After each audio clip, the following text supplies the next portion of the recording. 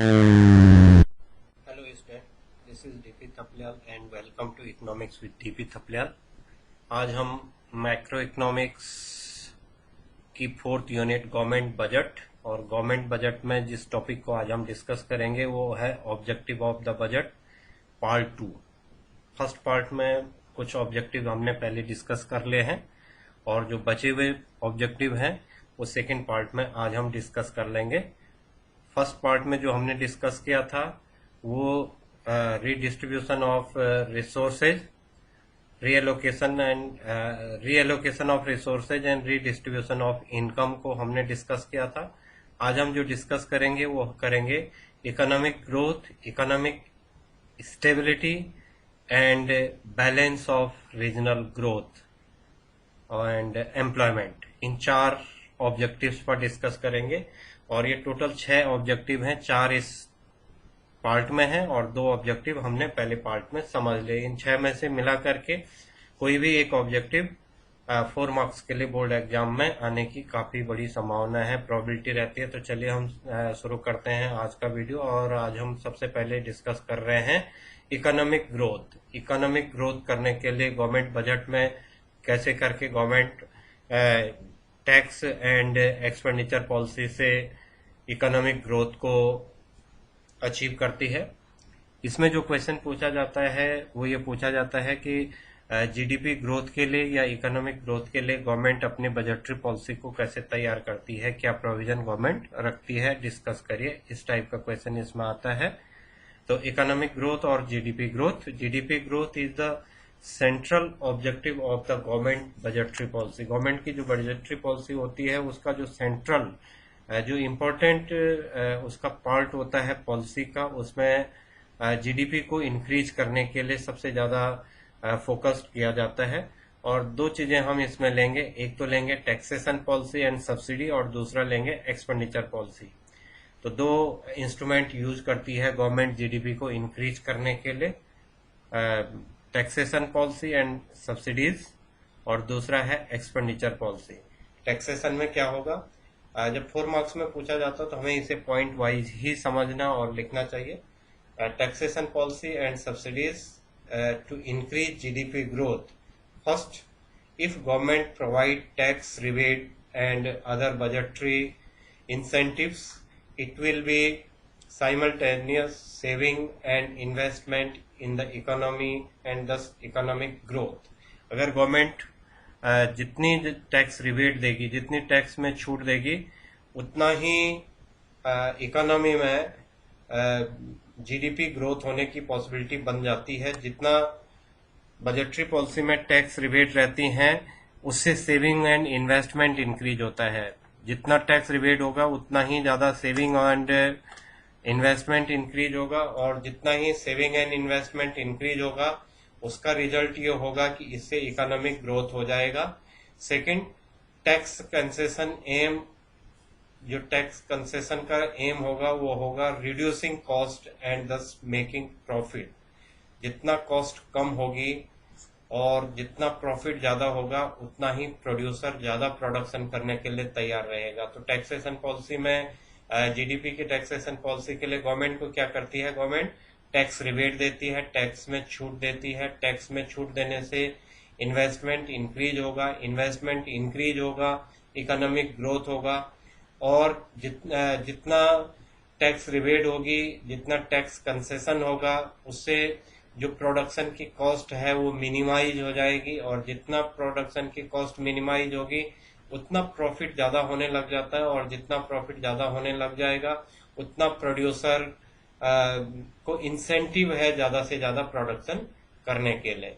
अब हम सेकेंड इसमें इसी चीज के पीछे अब हम एक्सपेंडिचर पॉलिसी एंड सब्सिडी की बात करते हैं।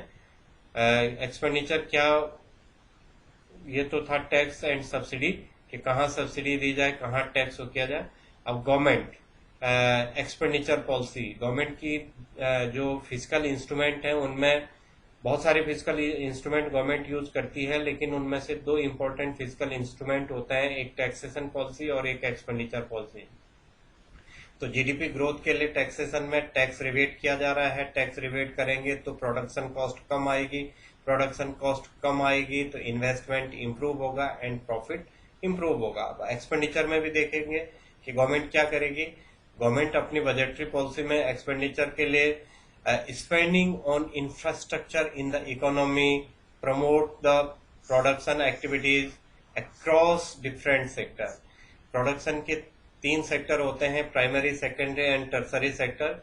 गवर्नमेंट ज़्यादा से ज़्यादा जो अपना एक्सपेंडिचर करे वो गवर्नमेंट की पॉलिसी होती है कि infrastructure, either economic infrastructure as well as social infrastructure, इनको प्रमोट करता है। और इसके अलावा प्रोडक्शन एक्टिविटीज को तीनों जो सेक्टर हैं, primary, secondary and tertiary sector, उनमें एक्सपेंडिचर को मैक्सिमाइजेशन करने की कोशिश करती है। सेकेंड, बजटरी पॉलिसी में एक्सपेंडिचर में क्या करेगी government. Expenditure is a major factor that generate demand. Demand तभी बढ़ सकती है, aggregate demand always increase with increase in government expenditure. जितना ज्यादा गवर्नमेंट एक्सपेंडिचर इंक्रीज होगा उतना ही एग्रीगेट डिमांड इंक्रीज होगी, और जितना ही एग्रीगेट डिमांड इंक्रीज होगा उतना ही प्रोडक्शन इंक्रीज होगा, जितना ही प्रोडक्शन इंक्रीज होगा उतना ही कंजम्पशन इंक्रीज होगा एंड एम्प्लॉयमेंट जनरेट होगा और जीडीपी अपने आप इंक्रीज हो जाएगी। जितना ज्यादा प्रोडक्शन एंड कंजम्पशन होगा उतना ही जीडीपी ज्यादा भी हो जाएगी। तो गवर्नमेंट का जो एक्सपेंडिचर है उसका मेजर फैक्टर होता है to generate demand, aggregate demand को जनरेट करना है by inducing private investment expenditure through tax rebate and subsidy. और इन्वेस्टमेंट एक्सपेंडिचर प्राइवेट सेक्टर को भी इनकरेज करने के लिए गवर्नमेंट अपने आप तो एक्सपेंडिचर करेगी, अपने आप एक्सपेंडिचर, मेजर एक्सपेंडिचर जो करेगी जो तीनों सेक्टर हैं उनमें करेगी, primary, second and tertiary sector में। उसके अलावा जो एक्सपेंडिचर किया जाएगा वो इंफ्रास्ट्रक्चरल एक्सपेंडिचर ज्यादा करेगी गवर्नमेंट, और जितना इंफ्रास्ट्रक्चरल एक्सपेंडिचर करेगी उतना एग्रीगेट डिमांड इंक्रीज होगा। प्राइवेट सेक्टर को भी टैक्स रिबेट दे करके गवर्नमेंट तैयार करती है कि वो भी ज्यादा से ज्यादा इन्वेस्ट करे। तो ये हमारी इकोनॉमिक ग्रोथ और जीडीपी ग्रोथ के लिए है। 4 मार्क्स के लिए हमने यही 2 चीजें लिखनी है, taxation and subsidy policy and expenditure policy. इनमें 2-2, 3-3 पॉइंट हम लिख लेंगे तो 4 मार्क्स इजीली आ जाती है। अब हमारे पास ये तो था इकोनॉमिक ग्रोथ, ये वैसे हमारे थर्ड ऑब्जेक्टिव था। पहला reallocation of resources, redistribution of income, third है इकोनॉमिक ग्रोथ, और फोर्थ जो बहुत इंपॉर्टेंट है वो है इकोनॉमिक स्टेबिलिटी। इकोनॉमिक स्टेबिलिटी भी एक इम्पोर्टेंट रोल प्ले करता है इकोनॉमी में फ्लक्चुएट करने का। इकोनॉमी में फ्लक्चुएट का मतलब होता है कि प्राइस को इंक्रीज करना, प्राइस को डिक्रीज करना, ये मार्केट फोर्स करती हैं इकोनॉमी में। Market force, demand and supply लगातार प्राइस को फ्लक्चुएट करती रहती हैं, इंक्रीज एंड डिक्रीज होती रहती हैं, और इस फ्लक्चुएशन को कंट्रोल करने के लिए गवर्नमेंट अपनी बजटरी पॉलिसी बनाती है, बजट में प्रोविजन बनाती है कि कैसे करके इन्फ्लेशन एंड डिफ्लेशन को कंट्रोल कर सके, जो इकोनॉमिक स्टेबिलिटी बनाए रखने के लिए। Economic stability means of large scale of fluctuation in general price level in the economy. जो इकोनॉमी है उसके जनरल प्राइस लेवल में लगातार फ्लक्चुएशन होता है, जिसे हम इन्फ्लेशन एंड डिफ्लेशन कहते हैं। प्रीवियस लेसन में हम इन्फ्लेशन डिफ्लेशन के बारे में पढ़ चुके हैं। Government can exercise to control over price fluctuation through taxation policy and expenditure policy। फिर से यही चीज आ गई, taxation policy and expenditure policy। Government के पास यही 2 बड़े इंस्ट्रूमेंट हैं, फिजिकल इंस्ट्रूमेंट हम बोलते हैं। अब अगर इन्फ्लेशन हो रहा है, सपोज कर लीजिए इन्फ्लेशन हो रहा है, तो हम क्या करेंगे, गवर्नमेंट क्या करेंगे इन्फ्लेशन के टाइम पर। गवर्नमेंट, इन्फ्लेशन मीन्स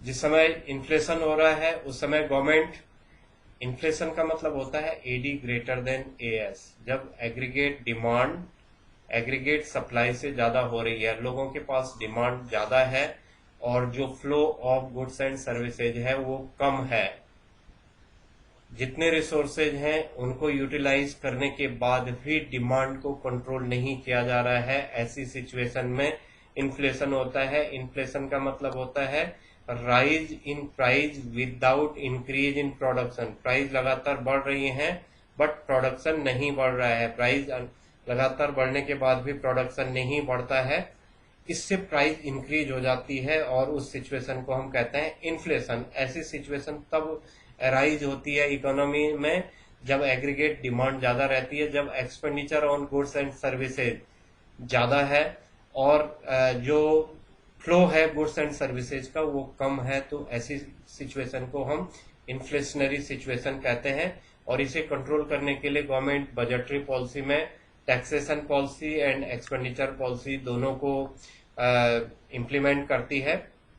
तो क्या करेगी, अगर हमारा जिस सिचुएशन में एडी ग्रेटर देन एएस हो रहा है, या हम ये कह सकते हैं कि ये एक्सेस डिमांड की कंडीशन है, during the period of inflation government increase tax to discourage demand.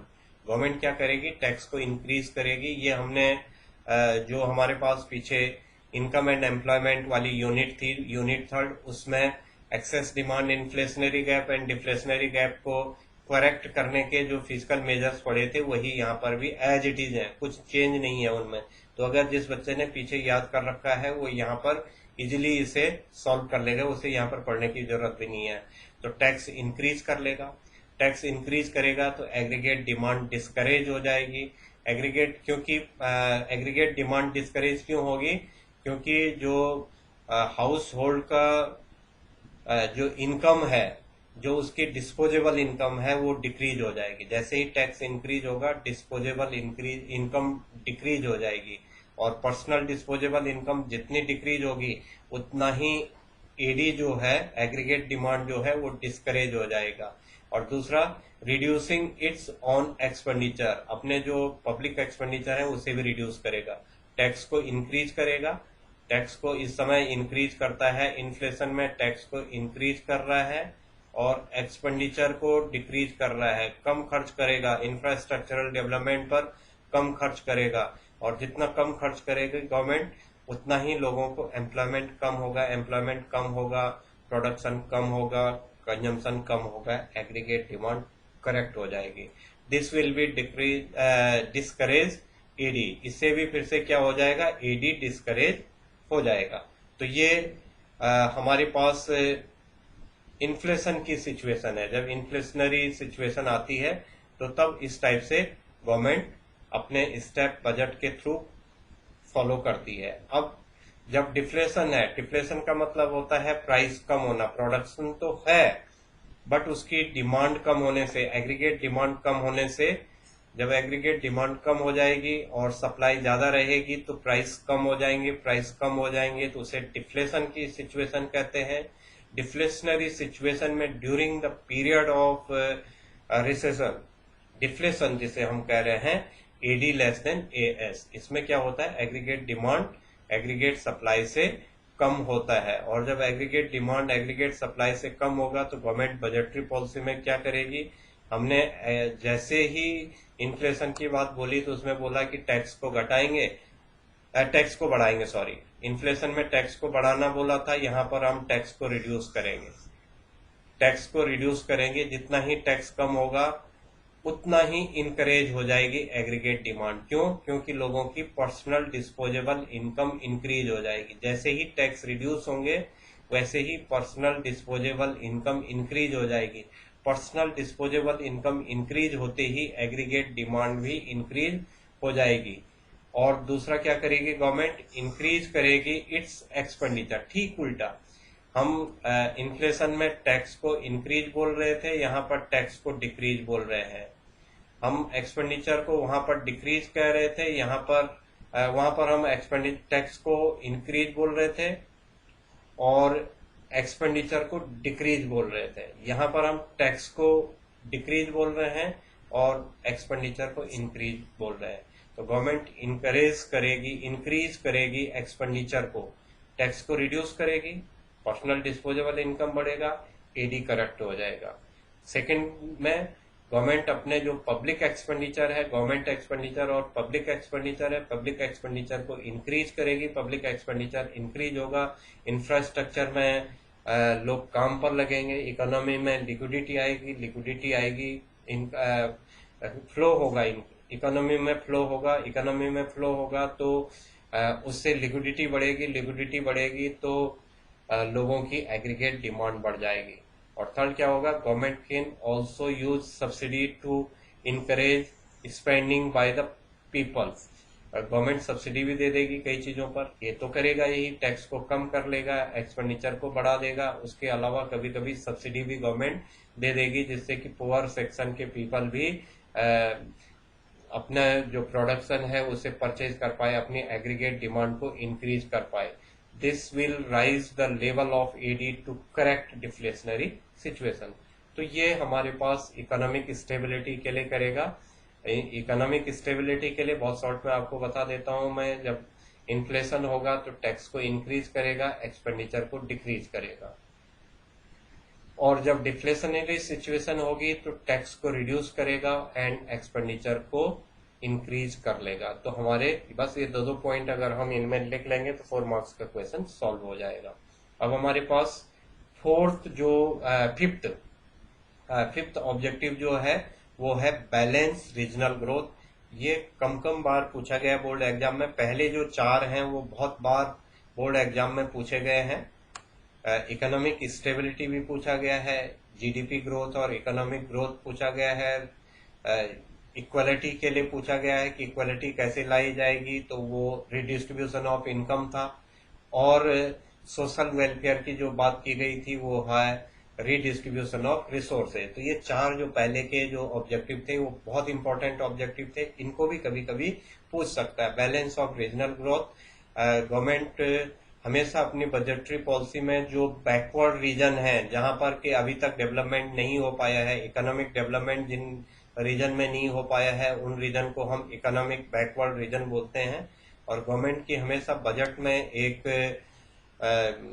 Policy होती है कि जो बैकवर्ड रीजन है उन बैकवर्ड रीजन को आगे बढ़ाया जाए, उनमें ऐसे एक्सपेंडिचर किए जाएं कि वहां पर इंडस्ट्रियल डेवलपमेंट किया जाए, इंफ्रास्ट्रक्चरल डेवलपमेंट किया जाए, जिससे कि जो बैलेंस है, जो रीजनल बैलेंस है, जो डेवलप एरिया या जो urban area, rural area, forward area, backward area के बीच में जो गल्फ है, जो खाई है, उसको खत्म किया जाए।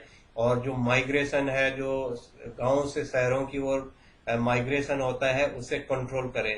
तो गवर्नमेंट क्या करेगी कि जो बैकवर्ड रीजन है, उन बैकवर्ड रीजन में पहला काम क्या करेगी, रीजनल बैलेंस करने के लिए पुअर जो बैकवर्ड एंड फॉरवर्ड उनमें रीजन है, इकोनॉमिक रीजन है, उन रीजन के बीच का जो डिफरेंस है उसे समाप्त करने के लिए गवर्नमेंट जो बैकवर्ड एरिया है उनमें इंडस्ट्रियल डेवलपमेंट करने के लिए लिबरल टैक्स लॉ, जो टैक्स के लॉ हैं उन्हें लिबरल करेगी बैकवर्ड रीजन के लिए। जितने नए स्टेट खुलते हैं वहां पर इंडस्ट्री के लिए टैक्स रिबेट रहती है। और जो ऐसे हिल एरियाज के जो स्टेट होते हैं या रीजन होते हैं, या जो प्लेटो एरिया में है, जो कोस्टल एरिया में है, जहां पर की ज्योग्राफिकल कंडीशन बहुत अच्छी नहीं है, उन एरिया में टैक्स रिबेट देती है गवर्नमेंट, जिससे कि वहां पर इंफ्रास्ट्रक्चरल डेवलपमेंट हो, इंडस्ट्रियल डेवलपमेंट हो। दूसरा, उन एरिया में स्टेब्लिशमेंट सेज का मतलब होता है special economic zone.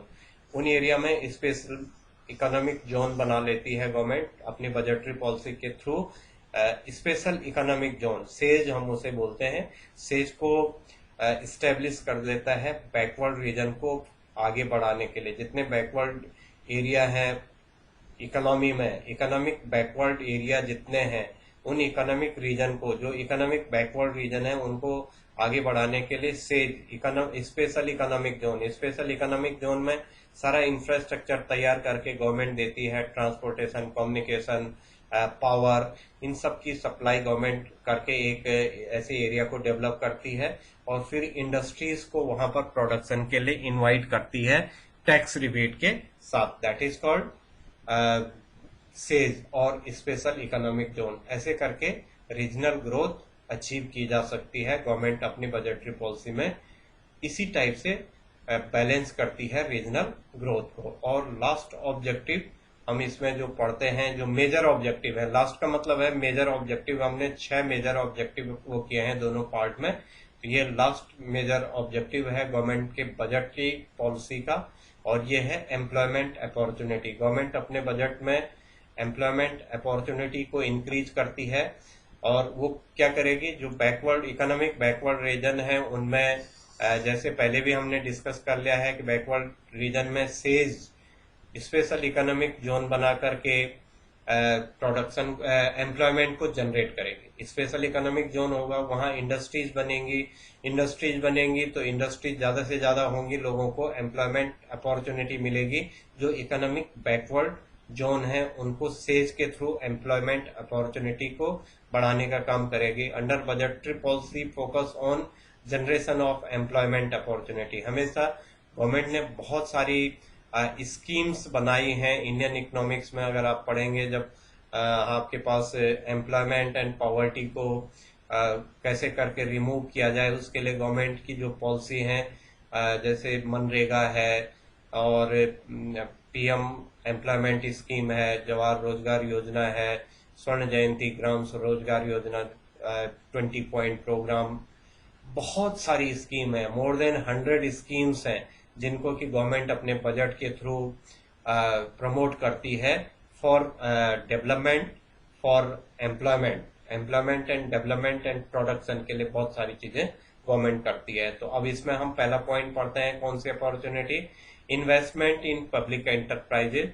Public enterprises से इन्वेस्टमेंट करवाती है जिससे कि एम्प्लॉयमेंट जनरेट हो सके। इन्वेस्टमेंट ज़्यादा से ज़्यादा पब्लिक एंटरप्राइजेज करेंगे तो ज़्यादा से ज़्यादा एम्प्लॉयमेंट अपॉर्चुनिटी बढ़ेगी। Second, budgetary provision are made for the employment scheme like MNREGA और NREGA. Mahatma Gandhi employment guarantee scheme जो स्कीम है उसमें 100 डेज तक एम्प्लॉयमेंट की बात की गई है। हर जो भी स्किल्ड एंड अनस्किल्ड लोगों को 100 डेज मिनिमम वर्क की बात मनरेगा में की जाती है। तो मनरेगा या नरेगा स्कीम के थ्रू गवर्नमेंट अपनी बजटरी प्रोविजन बनाती है एम्प्लॉयमेंट जनरेट करने के लिए। और finally, offering employment to poor section of the society. Public sector अगर होगा, पब्लिक सेक्टर जितना ज्यादा होगा उतना ही जो पुअर सेक्टर, सोसाइटी का पुअर सेक्टर है, उन्हें ऑफर किया जाएगा एम्प्लॉयमेंट। इस ढंग से जो रीजनल इनइक्वालिटी है उसे भी रिमूव किया जा सकता है, और साथ के साथ उसी से एम्प्लॉयमेंट अपॉर्चुनिटी भी बढ़ाई जा सकती है। तो एम्प्लॉयमेंट अपॉर्चुनिटी बनाने के लिए गवर्नमेंट बेसिकली 2 स्टेप फॉलो कर रही है बजट में। एक तो सेज को इस्टेब्लिश कर रही है, और सेकंड, सेज के बाद गवर्नमेंट मनरेगा जैसी एम्प्लॉयमेंट जनरेट स्कीम को भी लाती है। तो ये हमारे 6 ऑब्जेक्टिव हो गए हैं दोनों पार्ट में, पार्ट 1 एंड 2 में गवर्नमेंट बजट के। और ये मैंने आपको बता दिया कि इनकी बहुत ज्यादा, मोर देन 90% इनकी वो है, प्रोबेबिलिटी है बोर्ड एग्जाम में पूछे जाने की। Thank you for watching this video. Thank you.